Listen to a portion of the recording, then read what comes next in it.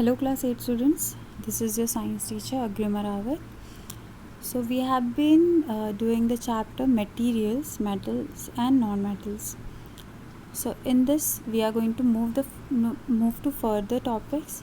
We have already done the physical properties of the metals as well as the non-metals. Now we are going to talk about the chemical properties of the metal as well as the non-metals. So the chemical properties, in this we are going to talk about the reactions, how the metals and non-metals react with different things.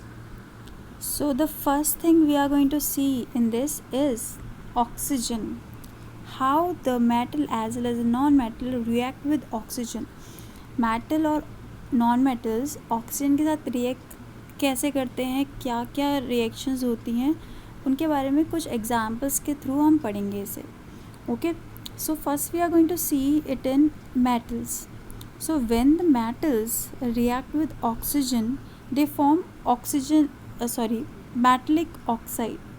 Okay, as you can see, when the metal and oxygen react with each other, they form metallic oxide. We are going to see it by few examples.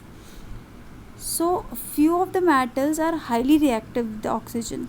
मतलब कुछ जो metals होते हैं वो oxygen के साथ बहुत ही जल्दी से रिएक्ट करते हैं.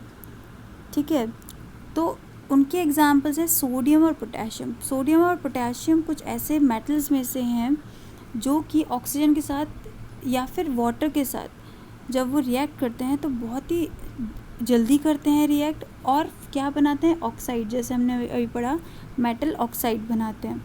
ओके, क्योंकि वो ऑक्सीजन के साथ एकदम से रिएक्ट कर जाते हैं, इसलिए सोडियम और पोटेशियम को केरोसिन के अंदर रखा जाता है. क्योंकि नॉर्मल बॉटल्स में आप अगर ऐसे ही रखेंगे तो हवा में तो ऑक्सीजन होती ही है, तो सोडियम और पोटेशियम बहुत ही जल्दी रिएक्ट कर सकते हैं ऑक्सीजन के साथ, इसलिए उन दोनों को किस में स्टोर किया जाता है, केरोसिन में. Okay, so in this reaction you can see when the sodium reacts with oxygen, it forms sodium oxide. Okay, down you can see there is the chemical reaction. ठीक है, इक्वेशन फॉर्म में है ये. Sodium is been symbolized with Na. हम symbols वैसे आप ज़्यादा जो मेन सिम्बल्स के बारे में आप पढ़ेंगे, you will learn it in 9th और 10th class, but a few we are going to talk in this class also. So sodium is being denoted by Na. Okay, just remember this. And oxygen is being denoted by O. Okay, O2 is oxygen. So when four molecules of Na are taken when four atoms of sodium are taken with the half of the oxygen, they form sodium oxide. Okay, Na2O. But few of the metals are very slowly reactive. They do not react with oxygen that much readily. Okay, so the examples are iron, aluminium, magnesium, copper. So these all just react very slowly. मतलब बहुत ही लंबे time तक ये, जैसे normally आपका कोई iron की चीज़ है, आपने देखी होगी कोई भी आयरन की चीज़, it can be a table, it can be any rod around you जो नॉर्मली लगी हुई है कहीं पे, किसी काम के लिए लगा रखी है. आप थोड़े टाइम बाद देखते हैं कि कुछ सालों बाद आप देखते हैं उस जो रॉड है या वो टेबल होगी जो आयरन की, उसमें जंक लग जाता है. ठीक है, वो जंक कैसे लगा, वो जंक जो हवा में ऑक्सीजन थी, आयरन ने उसके साथ रिएक्ट करा, धीरे धीरे करके रिएक्ट किया, और दे फॉर्म्ड आयरन ऑक्साइड. इसी और आयरन ऑक्साइड को हम रस्ट कहते हैं. इसी को इंग्लिश में रस्ट है, और हिंदी में क्या कहते हैं, जंक लग जाना. You can see it in the picture also here. This is some iron chain, this is been rusted. ठीक है, so this is few examples. यहाँ पे हमें दूसरे डायग्राम में दिख भी रहा है, यहाँ पे आपको दिखाया गया, जो सोडियम है वो रिएक्ट कर रहा है ऑक्सीजन के साथ, ठीक है, बहुत ही रेडिली जल कर एकदम से जलने लगता है वो। तो ये कुछ रिएक्शन शो हो रही हैं। Okay okay, now the next thing is magnesium is one of the metal when magnesium ribbon की शेप में होता है, इसलिए मैग्नीशियम रिबन कहते हैं। मैग्नीशियम रिबन को जब हम जलाते हैं और उसके ऐश मतलब उसकी राख, जलने के बाद जो उसकी राख बनती है, उसको अगर हम पानी में डिज़ोल्व करें और उसको टेस्ट करें लिटमस से, लिटमस के बारे में आपने पढ़ा होगा 7th क्लास में। तो लिटमस क्या होता है, एक इंडिकेटर होता है जो कि हमें बताता है एसिडिक और बेसिक कैरेक्टर के बारे में। तो अगर रेड लिटमस ब्लू में चेंज हो जाता है तो वो क्या शो करता है कि वो जो भी चीज़ है वो बेसिक है नेचर में। ओके, तो यहाँ पे भी यही होता है, मैग्नीशियम रिबन की जो ऐश है उसे जब पानी में डिज़ोल्व करके लिटमस से चेक किया गया तो रेड लिटमस किस में चेंज हो गया, ब्लू में। So this indicated that normally generally the oxides of all the metals are basic in nature, ठीक है, बेस होते हैं नेचर में। इस चीज़ को ध्यान रखने वाली चीज़ है ये। Okay, now moving further we are going to see it in the case of non-metals. So when the non-metals react with oxygen, they form non-metal oxide. You can see it here, non-metal oxides. Okay, like an example, the sulfur is a non-metal that is reacting with oxygen. It forms sulfur dioxide. Sulfur is being denoted by or symbolized by S, and oxygen, it forms sulfur dioxide.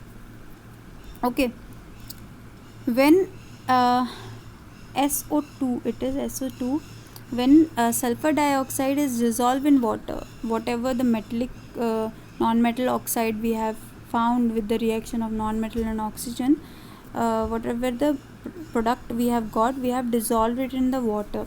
Now when this sulfur dioxide is being reacted with water, it forms sulfurous acid. What is sulfurous acid? It is an acid. So this shows that oxides of non-metals are acidic.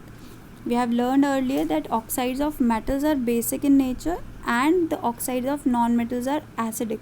So this can show us the difference between the metals and non-metals. If we have anything, any element, and we want to distinguish it between that what it is a metal or non-metal, we can do this type of reaction.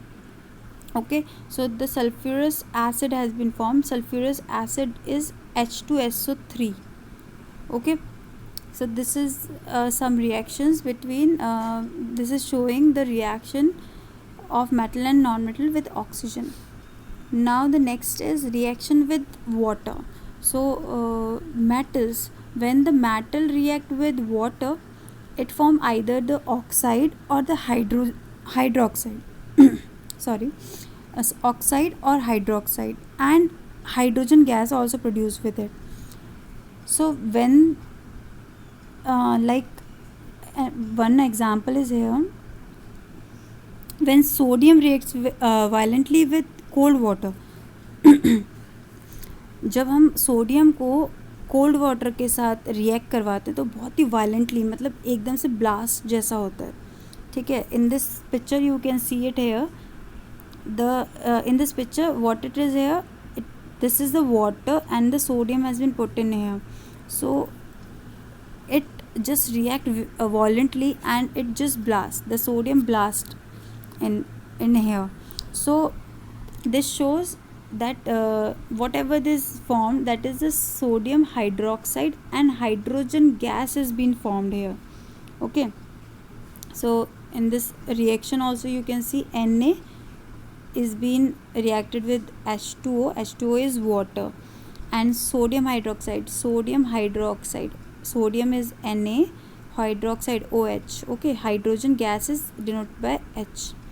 So this is some metals that react with the water very violently, but few of the metals just react with water very slowly, like iron. We have talked about it earlier also that जो iron होता है वो हमने देखा था कि rust बना रहा था, बहुत ही धीरे धीरे ऑक्सीजन के साथ जब वो रिएक्ट कर रहा था। तो सेम वैसे ही वो वाटर के साथ भी रिएक्ट करता है और बहुत ही धीरे धीरे करता है। अगर किसी आयरन की चीज़ पर आप बहुत टाइम तक पानी लगता रहेगा तो धीरे धीरे करके वो उस पानी के कांटेक्ट में आने की वजह से वो क्या करेगा, बहुत रस्ट फॉर्म करेगा, ठीक है, ऑक्साइड, आयरन ऑक्साइड बना देगा। सो this is a reaction with metal, metal with water. Now non-metal do not react with water. So this is the reason why phosphorus is a non-metal. तो phosphorus जो होता है वो एयर के साथ बहुत ही आराम से रिएक्ट करता है, ठीक है, हवा के साथ। हवा मतलब ऑक्सीजन। तो फॉस्फोरस को क्या करते हैं, हम उसको पानी में रख देते हैं, ठीक है। पानी में जैसे हमने सोडियम और पोटेशियम को केरोसिन में रखते हैं क्योंकि वो ऑक्सीजन के साथ रिएक्ट कर जाता है और वाटर के साथ भी कर जाता है एक्चुअल में, है ना। सोडियम अभी हमने देखा वाटर के साथ भी करा है। तो सोडियम और पोटेशियम को हम केरोसिन में रखते हैं, बट फॉस्फोरस पानी के साथ नहीं करता क्योंकि वो नॉन मेटल है। तो इसलिए उसे पानी में हम स्टोर करके रखते हैं ताकि वो एटमॉस्फेरिक ऑक्सीजन के साथ, जो एटमॉस्फेयर में ऑक्सीजन है उसके साथ कॉन्टैक्ट में ना आए और रिएक्ट ना करे। Okay, next we are going to talk about the reaction with acids. Okay, so reaction with acids, in this first we are going to talk about the metals. Metal reacts with acid and produce hydrogen gas that burns with a pop sound. तो यहाँ पे आप picture में देख सकते हैं, यहाँ पे ये जो आपको ब्लू कलर का फ्लूइड दिखाई दे रहा है that is a acid solution है ये, ठीक है। And few metals are been putted in, कोई भी मेटल लिया उसके कुछ ब्लॉक्स इसके अंदर डाल दिए एसिड के अंदर। जब एसिड और मेटल कांटेक्ट में आते हैं तो they start reacting and reaction में एक गैस प्रोड्यूस होती है जिसे कहते हैं हम hydrogen gas. Okay, hydrogen gas के बबल्स जैसे निकलने लगते हैं और अगर इन बबल्स जो भी गैस प्रोड्यूस हो रही है उसके कांटेक्ट में हम ऊपर कोई भी बर्निंग मैच स्टिक, जो आपकी जलती हुई तिल्ली, उसको ऊपर लेके आए तो उस हाइड्रोजन गैस जब वो आग के कांटेक्ट में आती है तो पॉप साउंड करती है। जैसे कि आपने देखा होगा कोल्ड ड्रिंक की बॉटल्स जब खोली जाती हैं तो एक पॉपिंग साउंड आता है ना, वैसे ही साउंड इसमें भी आता है। तो ये शो करता है कि मेटल जो अगर आप किसी भी एलिमेंट को एसिड में डालते हैं और वो ऐसे रिएक्ट करता है तो that's mean that is a metal, it is not a non-metal, as non-metal do not react with acid, क्योंकि non-metal रिएक्ट ही नहीं करता है एसिड के साथ, तो ये हाइड्रोजन गैस तो प्रोड्यूस होगी ही नहीं, ठीक है। तो ये एक इससे हम डिस्टिंग्विश कर सकते हैं मेटल्स को नॉन मेटल्स के साथ, ठीक है। यहाँ पे एक चीज़ है कि जो कॉपर है, कॉपर एक एसिड है जिसका नाम है डाइल्यूट हाइड्रोक्लोरिक एसिड, ठीक है। इसे हाइड्रोक्लोरिक एसिड को हम HCl भी कहते हैं। 1 मिनट, ठीक है, HCl। कॉपर जो है इस एसिड के साथ रिएक्ट नहीं करता अगर इसे कितना भी हीट किया जाए, बट ये सल्फ्यूरिक एसिड के साथ रिएक्ट करता है। तो मतलब ऐसा भी हो सकता है कि कुछ मेटल्स आपके किसी एसिड के साथ रिएक्ट ना करे बट किसी और एसिड के साथ रिएक्ट करते हैं वो, ठीक है। तो इट इज़ एन एक्सेप्शन, तो इसलिए आपको यहाँ पे नोट की तरह दिया गया है ये। Okay, moving further, now we are going to talk about the reaction with bases, how the metals and non metals react with base आपने पढ़ रखे होंगे in the 7th class. So metals when they react with sodium hydroxide is a base. Okay, sodium hydroxide जो अभी हमने पढ़ा था NaOH, okay, when metal react with this base it produces hydrogen gas, same to same, ठीक है। यहाँ पे हमने एक बेस का सॉल्यूशन लिया, कोई भी बेस था उसका सॉल्यूशन ले लिया, जो हमने जैसे हम एग्जांपल ले लेते हैं सोडियम हाइड्रोक्साइड, और उसके अंदर मेटल डाल दिया, कोई भी मेटल डाला तो उसमें से बबल्स निकलते हैं, गैस के बबल्स निकलते हैं। वो कौन सी गैस है? हाइड्रोजन गैस ही है, ठीक है। हाइड्रोजन गैस ही प्रोड्यूस होती है और उसके ऊपर अगर मैच स्टिक लेके आए तो वो पॉपिंग साउंड, हाइड्रोजन गैस जब भी प्रोड्यूस होती है तो एक पॉपिंग साउंड के साथ उसको पहचाना जा सकता है, ठीक है। तो यहाँ पे भी हाइड्रोजन गैस को पहचानने के लिए हम क्या करेंगे, मैच स्टिक को जला के देखते हैं, ठीक है। और नॉन मेटल्स इतनी ईजीली बेसिस के साथ रिएक्ट नहीं करते। रूम टेम्परेचर पे तो नहीं करेंगे, नॉर्मल कंडीशंस देंगे आप तो नहीं करेंगे, बहुत ही गर्म करके बहुत ही हाई टेम्परेचर देना पड़ता है, तब जाके नॉन मेटल्स बेसिस के साथ रिएक्ट करते हैं। तो हम नॉर्मल कंडीशन पे अगर हम मेटल्स और नॉन मेटल्स में डिस्टिंग्विश करना चाहेंगे तो हम इस बेस के साथ मेटल या एलिमेंट का रिएक्शन को भी एक एविडेंस मान सकते हैं। Okay, clear? So these are few chemical properties of metals and non-metals by which we can distinguish between the metal and non-metal. Okay, I hope everybody is clear about it. Thank you.